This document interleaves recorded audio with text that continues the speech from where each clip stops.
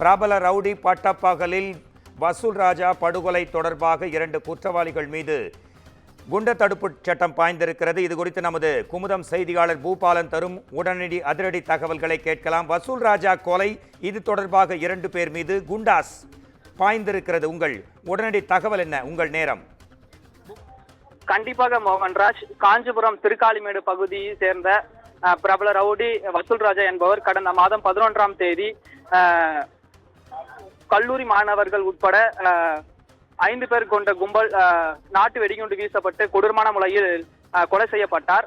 இந்த கொலை வழக்கில் 12 பேர் மீது வழக்கானது பதிவு செய்திருந்தது. இந்த நிலையில் அந்த 12 பேரை தேடுதல் வேட்டையில் ஈடுபடுவதற்காக கொலை செய்யப்பட்ட சம்பவத்தின் அருகாமையில் உள்ள சிசிடிவி காட்சி அடிப்படை வைத்து போலீசார் தனிப்படை வைத்து அவர்களை தீவிரமாக விசாரித்து வந்தனர். இந்த நிலையில் கல்லூரி மாணவர்கள் உட்பட 11 பேரை கைது செய்து நீதிமன்ற காவலில் வைக்கப்பட்டிருந்தது. இந்த நிலையில் பார்த்தோமானால் 2 குற்றவாளிகள் மீது தற்போது குண்டர் தடுப்பு சட்டமானது பாய்ந்திருக்கிறது.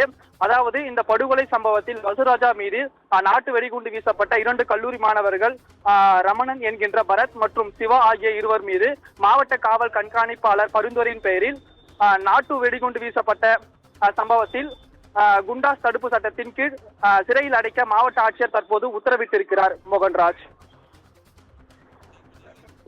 நன்றி. உங்கள் உடனடி தகவல்களுக்கு நன்றி பூபாலன்.